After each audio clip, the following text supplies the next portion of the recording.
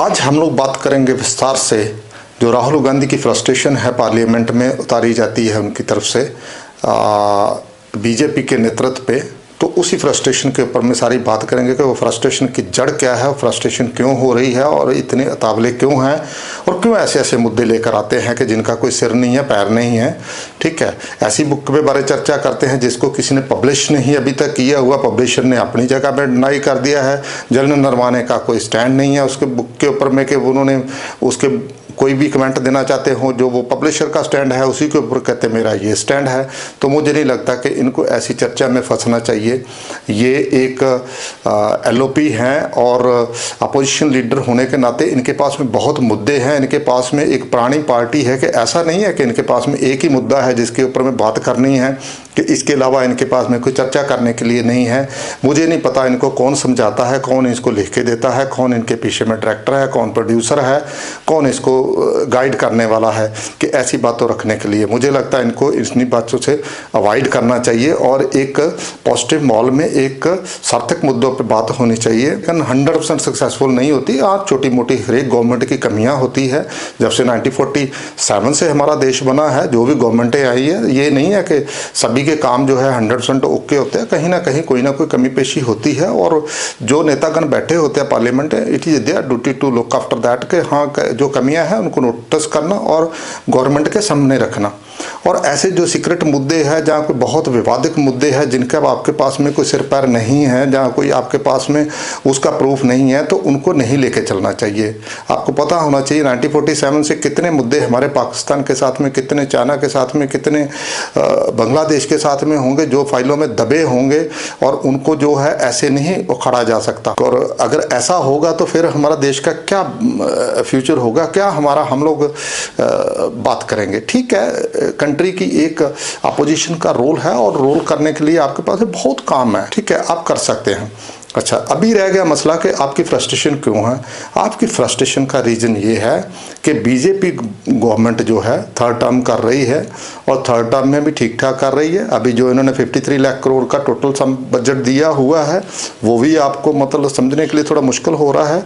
उसके अलावा क्या है कि आप जितनी भी इलेक्शन पे इलेक्शन हार रहे हो और उसका जो है आप अपनी एनालाइज करने की बजाय में उसके दूसरे और मुद्दों में फंसते हो कि भाई ये ईवीएम में गड़बड़ी है, इसको वोट चोरी हो गया है, इसको जो है एसआईआर वाला मुद्दा लगा देते हो। तो ये एक जो है नाकामियों से अपने से बचने के लिए आपके चेले पट्टे जो है वो पूरा प्रोग्राम बनाते हैं कि ठीक है इसमें हमारे नेतागण पे कोई सवाल ना आए, उसकी नेतृत्व में कोई सवाल ना आए कि भाई ये हमने इलेक्शन हरा है तो क्यों हरा है, और उसको एनालाइज करना नहीं है। आंखें मूंद के बस एक ही चीज़ें बोल देनी है कि भाई इसको जो है ईवीएम ने चोरी कर लिया है या इसको जो है बीजेपी ने कुछ हेरा फेरी कर दी। ऐसा संभव नहीं है। आपको पता होना चाहिए आपका जो पार्टी है बहुत लंबे समय से जो है एक गवर्नमेंट में रहा है और आपको पूरा पॉलिटिकल स्ट्रक्चर का ही पता है, आपको पूरा इलेक्शन कमीशन के बारे में पता है कि हमारा इलेक्शन जो इंडिया का है कितना स्ट्रॉन्ग है, कितना डेमोक्रेटिक स्ट्रक्चर स्ट्रॉन्ग है। और इलेक्शन में आपको पता है कि कितना मैन पावर इन्वॉल्व है, एक छोटे स्टाफ से लेके बड़े अफसर तक कितनी इन्वॉल्वमेंट है। क्या ये सारे के सारे जो इतने लोग लगे हुए, क्या हो सकता संभव कि ये एक ही पार्टी के हों, क्या एक ही नेतृत्व को ये स्वीकार करते हों या एक ही कहीं इंक्लाइंट किए हों? ऐसा संभव नहीं है। हर एक बंदे का एक अपना ओपिनियन होता है। एक ऑफिस में 10 स्टाफ है और 10 में से 2-3 पार्टी का कोई हर एक बंदे का अपना अपना माइंडसेट रहता है और वो बात करे ना करे, but it is a clear. ऐसा नहीं होता कि आप मिलके सारे का सारा इलेक्शन कमीशन को ऐसा मतलब चीज़ कर देगा कि जो मतलब एक ही साइड को हो जाएगा। No, that's not possible. आपका ये जो कहना गलत है। दूसरा, आप खुद भी एनालाइज नहीं कर पा रहे कि आपके जो चेले पट्टे जो आपके साथ में लगे हुए हैं वो सारे बहुत सारे बंदे ऐसे हैं जो फंक्शनल लीडर नहीं हैं। Functional leader I mean to say that कि जिनका एक पूरा कैडर बेस में पूरे इन्वॉल्व है, जो एक इलेक्शन लड़के आते हैं, जिनका पूरी जड़ है, पूरा मतलब उनको पॉलिटिकल सिस्टम का, पूरा वोटिंग सिस्टम का एक पूरे गांव तक उनका पूरा जड़ बना रहता है। ठीक है, वो एक लीडरशिप अलग है। हाँ, आपके पास में वो सारे घूम रहे हैं बंदे जिनको एक राज्यसभा के लिए अपना लेना है सीट और वो आपके साथ में लीडरशिप है जिन्होंने कभी इलेक्शन लड़ा नहीं है। आप उन्हीं की सलाह मशवरे पे चलते हो, तो वो जो चीज़ है वो आपको कहीं ले जाने वाला नहीं है। आपके पास ऐसा भी नहीं है कि कोई लीडर का डेफिसिट है, आपके पास में अच्छे अच्छे लीडर है, अच्छे जो आपके प्रवक्ता भी है, उनको आपको लाना चाहिए आगे और उनको यूटिलाइज करना चाहिए, ठीक है। और फिर क्या है कि अगर मान लिया कि आपसे संभव नहीं है, आपसे नहीं हो पा रहा, जहाँ यू वांट ए चेंज, तो आपको कम से कम जो है उसमें दूसरे किसी को जगह देनी चाहिए। नहीं तो आपके जो सिस्टर है Priyanka ji, she is new but you must try her for this leadership. हो सकता है कि वो आपसे बेहतरीन परफॉर्म करे, नहीं अगर हो सकता, अगर she is not interested, you must try for the other the new leadership who can ignite the cadre.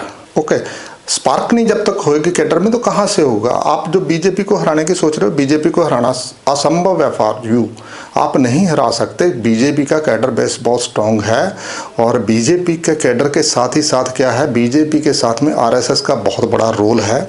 RSS जो है एक इसके पीछे में बहुत बड़ा पैटर्न कैडर है और वो बहुत वर्किंग उनकी मजबूत है और वो पूरा जड़ जमीर तक काम करते हैं। साथ ही साथ में जो दूसरे जितने भी इनके साथ में साधु संत जुड़े हुए हैं, जहाँ इसके साथ में बहुत सारी ऑर्गेनाइजेशन और भी है जो इनके नेतृत्व में बिलीव करती है और वो ऑर्गेनाइजेशन भी है, बहुत सारे डेरे हैं जो वो काम करते हैं।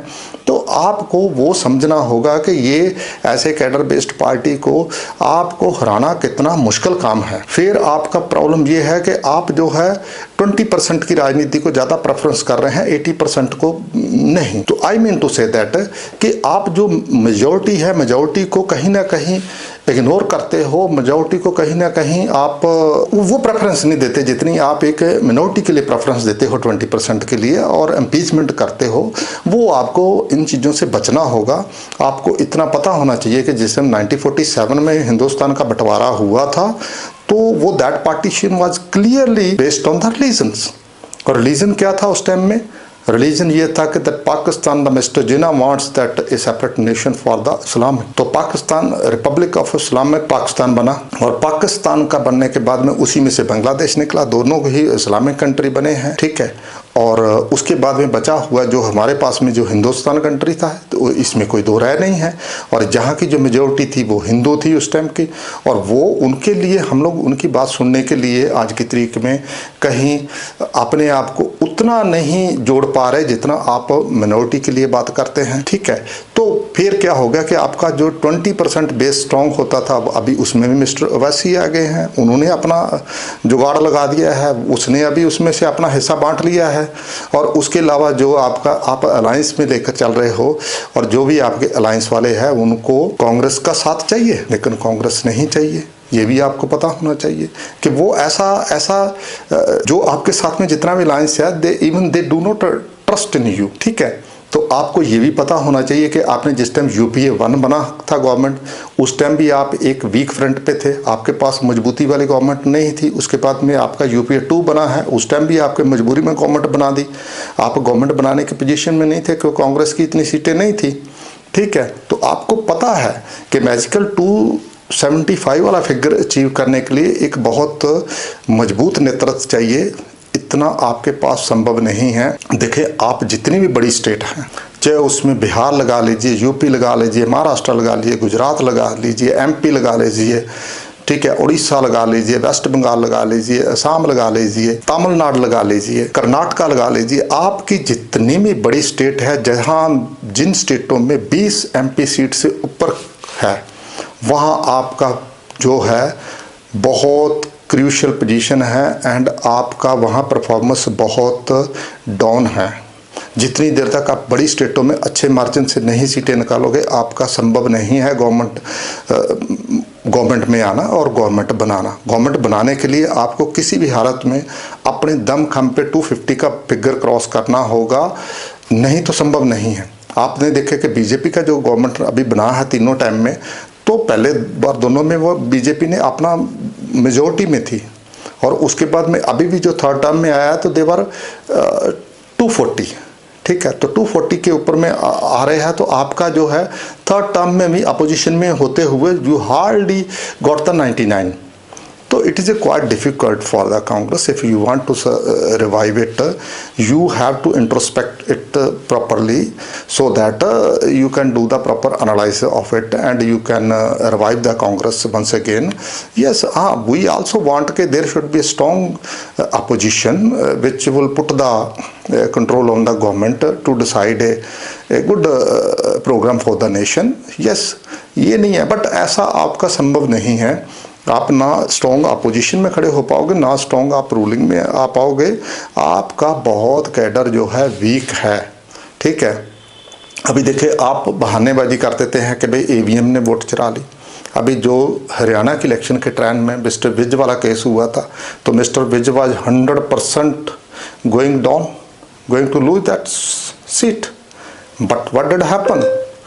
2 नंबर और 3 नंबर सीट जो कैंडिडेट थे वो कांग्रेस के ही थे, और वो दोनों ने मिलकर वोट स्प्लिट कर दिया। अगर दोनों की वोट इकट्ठी होती तो वो आप सीट जीत जाते, लेकिन आप ये चीज़ों बताएंगे नहीं किसी को। फिर अगर आप आज की तारीख में मोदी जी को घेर रहे हो, आप कह रहे हैं कि भाई आपने जो है, चलो मैं ये तथ्य जो है आपका बुक का पब्लिश नहीं है, अगर इस तथ्य को भी माना जाए तो अगर मान लिया कि उन्होंने कहा है कि भाई आप जो उधर संभव है वो करो, तो ठीक है, it is given the open hand to the military leadership कि आप ग्राउंड में सिचुएशन क्या होती है कि आपका यू नेवर नो कि 2 मिनट में क्या सिचुएशन हो जाएगी। हो सकता है कि वो जो टैंक जिसकी बात कर रहे हैं वो आगे आ रहे थे, 2 मिनट के बाद में पीछे मुड़ जाए, तो क्या 2 मिनट के बाद में पीएम के बार आप उसको वीडियो कॉन्फ्रेंस पे लेके उधर कार्रवाई करते रहे? नॉट पॉसिबल, ठीक है। फिर अगर ऐसा ही है तो आप इतने ब्रेव थे, तो 2008 में तो you and your mother both for controlling the government, total आपके पास कंट्रोल था, सारे का सारा कंट्रोल था, ठीक है। मनमोहन सिंह जी एक पीएम बैठे हुए थे, लेकिन उनके हाथ में कुछ नहीं था, वो तो एक जस्ट बस काम चलाने के लिए बैठे हुए थे, ठीक है। तो आप जो था सारे का सारा कंट्रोल आप में था। तो जिस टाइम में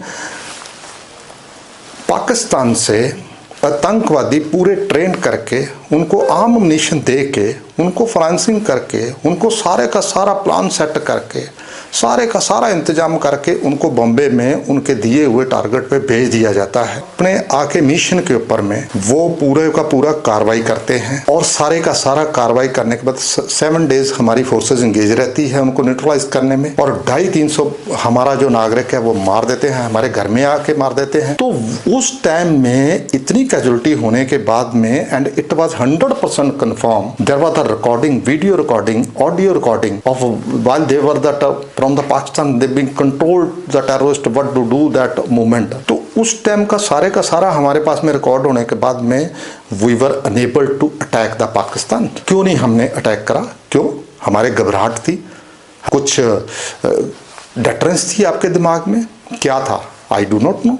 आपको उस टाइम स्टैंड लेना चाहिए था। अगर आप इतने ब्रेव थे तो आपको तो उसी टाइम जो हमारे पास में इतनी बड़ी फोर्स थी उसकी चढ़ाई करवा देनी चाहिए थे, लेकिन नहीं। और उस टाइम किसी ने आपको रोका भी था क्या? कोई बाहर से फोर्स ने, किसी ने, कंट्री ने आपके ऊपर दबाव बनाया था कि आपने अटैक नहीं करना? तो ये चीज़ें बेफजूल की है। उस समय की जो गवर्नमेंटें होती है वो अपने हिसाब से चलती है, आप लोगों ने अपने हिसाब से चलाई। 2008 में आप लोग खाली डोजियर भेजने के चक्कर में लगे रहे और बम फटते रहे हिंदुस्तान में। तो आप अपना भी आपको देखना पड़ेगा कि what you had perform that time, ठीक है। तो ऐसा नहीं है कि खाली मोदी जी को एक चीज़ को, मोदी जी ने तो पहलगाम में जिस टाइम हुआ तो उन्होंने एक स्टेटमेंट दी थी कि we will hit you hard, we will reply you, we will not spare you. तो उसी की वजह से आपने देख लिया होगा कि बावलपुर में जो है 3 गुंबद उड़ा दिए थे। अजहर मसूद रो रहा था। क्यों रो रहा था? रोने का मतलब तो आप समझते ही होंगे कि क्या हुआ था, कुछ ना कुछ उसको अच्छा डोज मिल गया। और उसके अलावा ब्रह्मोस ने क्या क्या कार्रवाई करी। तो ये सारे का सारा जितना हुआ है आपको पता लग जाना चाहिए कि मोदी जी ने जो कहा है वो करा है, ठीक है। It's not easy. अगर कोई लॉस हो जाते या कोई ऐसी चीज होती तो मोदी जी ने जवाबदारी तो उन्हीं की थी ना। तो ऐसा नहीं होता। आप हर एक चीज में ऐसा कमियां ढूंढते हो कि अपनी इलेक्शन को लेके कि यार मैं कैसे ना कैसे लपेट के अपना सारे का सारा, मतलब पता नहीं यहाँ पार्लियामेंट में इधर उधर की बात करके तो मेरे को पता नहीं सारा देश में वोट बैंक तैयार हो जाएगा। ऐसा नहीं होना। आपको अगर वोट बैंक तैयार करना है, आपको अपनी लीडरशिप को पूरा रिवाइव करना होगा। आपके जो काम के बंदे हैं, जो फंक्शनल लीडर है, जिन्होंने इलेक्शन इलेक्शन लड़ी हुई है, जिनको पूरा कैडर बेस्ड बंदे हैं उनको जोड़ो, उनको पूरा गांव में सेट करो, उनको पूरा ब्लॉक में सेट करो, डिस्ट्रिक्ट में सेट करो, पूरे का पूरा आपको रिवाइव करना होगा। आपका सारे बंदे तो खिस गए, इधर के उधर खिस गए और आपका जो अलायंस है वो भी बहुत फिक्का पड़ गया है, आपके ऊपर ट्रस्ट करता नहीं है। तो मेरा आपको यही मशवरा है कि अगर आप बीजेपी की जैसी पार्टी को हराना चाहते हो और आपको कुछ ना कुछ आपको देश को करके देना है, तो आपको अपना एनालाइज बैठ के करना होगा, झूठ फ्रेबों का पिंडा छोड़ना होगा। और ये जो पार्लियामेंट में बैठ के ऐसी मसालेदार जो बनाते हैं स्टोरियां और जो मनोरंजन वाला काम करते हैं कपिल शर्मा के जैसा, ये मनोरंजन वाला प्रोग्राम आपको छोड़ना होगा। आपको बिल्कुल सीरियस नोट पे बात करनी होगी। हाँ, यहाँ चीज़ है डिबेट करने वाली, वो करिए।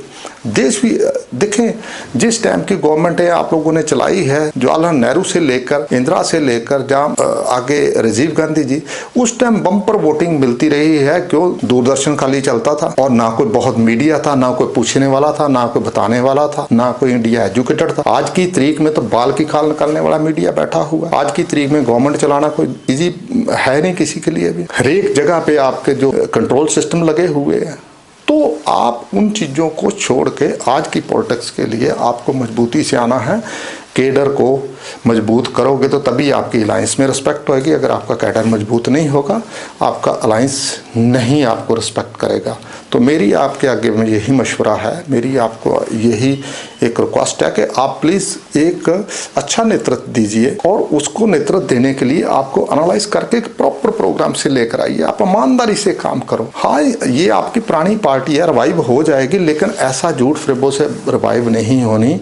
इससे उल्टा आपका जो है डाउन ही होगा। तो मैं इतनी बातें कहता हुआ विराम लगाता हूँ और मेरी यही आपके आगे अर्ज है कि आप प्लीज़ इसको एनालाइज कीजिए।